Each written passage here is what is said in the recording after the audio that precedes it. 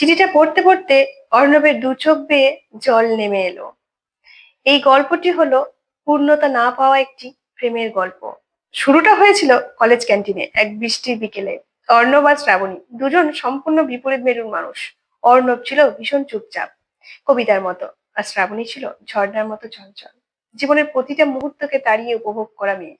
তাদের ভালোবাসা ছিল এক শহরের সবচেয়ে মিষ্টি গোপন কথা। অর্ণবের স্বপ্ন ছিল বড় শিল্পী হওয়ার, কিন্তু হাতে ছিল শুধু দারিদ্র্য। শ্রাবণীও জানতো তার পথের কাটা অনেক, তবুও তারা প্রতিজ্ঞা করেছিল, আমরা একসাথে সব জয় করব। কিন্তু নিয়তি হয়তো অন্য কিছুই চেয়েছিল। শ্রাবণীর মা বাবা তাদের সম্পর্ক মেনে নিলেন না। শ্রাবণীর জন্য ঠিক হলো এক সচ্ছল পাত্র। একদিন অর্ণব জানতে পারলো শ্রাবণী তাকে না জানিয়ে বিয়েতে সম্মতি দিয়েছে। তুমি আমাকে কেন জানাওনি শ্রাবণী আমাদের প্রতিজ্ঞা? শ্রাবণী শুধু বলেছিল, পারলাম না অর্ণব, এই স্বপ্নগুলো সত্যি করার ক্ষমতা আমার নেই। আমি তোমাকে বেঁধে রাখতে চাই না যেখানে তোমার ভবিষ্যতের কোনো নিশ্চয়তা নেই। অর্ণবের পৃথিবী ভেঙে গিয়েছিল। সেদিনের পর থেকে শ্রাবণীকে সে এড়িয়েই চলত। বিয়ের দিন অর্ণব শেষবারের মতো শ্রাবণীর বাড়ির সামনে দাঁড়িয়েছিল। হলুদ শাড়িতে শ্রাবণীকে রানীর মতো লাগছিল, কিন্তু তার চোখে ছিল এক গভীর শূন্যতা। অর্ণব দূর থেকে শুধু দেখলো, তারপর নীরবে চলে গেল।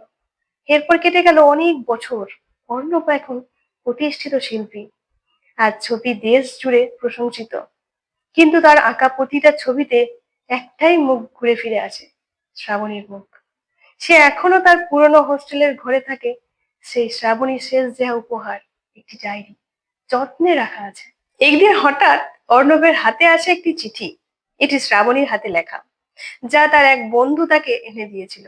চিঠির কিছু অংশ: অর্ণব, জানি তুমি আমাকে ক্ষমা করতে পারোনি, কিন্তু যে রাতে আমার বিয়ের কথা পাকাপাকি হলো, আমি সেদিনই বুঝেছিলাম আমি শুধু তোমার জীবনটাকে নষ্ট করে দেব। আমার বাবার ঋণ ছিল, যা শোধ করার ক্ষমতা আমার পরিবার বা তোমার ছিল না। আমি নিজেকে তোমার কাছে থেকে সরিয়ে নিয়েছিলাম, যাতে তুমি কোনো অপরাধ বোধে না ভোগো। আমি চেয়েছিলাম তুমি মুক্ত হও, তোমার স্বপ্ন পূরণ করো। আমার ভালোবাসা তোমাকে দুর্বল করতে অর্ণব, আর বিচ্ছেদ তোমায় শক্তি দেবে। আমি জানতাম, যেদিন তুমি দূরে দাঁড়িয়ে আমাকে দেখছিলে, সেদিন আমার চোখ ভরে গিয়েছিল, কিন্তু আমি হাসছিলাম, কারণ তুমি মুক্ত অর্ণব। আর একটা কথা, এটাই আমার জীবনের সবচেয়ে বড় পাওয়া। আজকের পর থেকে হয়তো আর কোনোদিন দেখা হবে না, কিন্তু মনে রেখো, যে চোখ তোমাকে কাঁদায়, সেই চোখের প্রতিটা জলবিন্দুর কারণ লুকিয়ে থাকে ভালোবাসার গভীরতম আড়ালে। ভালো থেকো আমার শিল্পী। চিঠিটা পড়তে পড়তে অর্ণবের দু চোখ জলে বয়ে নেমে আসে। সে বুঝতে পারে শ্রাবণী স্বার্থপর ছিল না, সে এমন একটা ত্যাগ করেছিল যা অর্ণবের সাফল্যের চাবিকাঠি হয়ে দাঁড়িয়েছিল। আজও প্রতিটা নতুন কাগজের আগে অর্ণব ডায়েরি খোলে। সেখানে শ্রাবণীর হাতে লেখা একটি পুরনো লাইন থাকে: আমাদের প্রেম হয়তো অসমাপ্ত, কিন্তু আমাদের ভালোবাসা পূর্ণ। অর্ণব বুঝতে পারে শ্রাবণী শুধু হারিয়ে যায়নি, সে তার জীবনে এক অদৃশ্য চলিকা শক্তি হয়ে চিরকাল রয়ে গেছে। তাদের বিচ্ছেদ ছিল ভালোবাসার সবচেয়ে বড় প্রমাণ। এই গল্পটি যদি আপনাদের ভালো লেগে থাকে, তাহলে অবশ্যই লাইক শেয়ার কমেন্ট করতে একদম ভুলবেন না।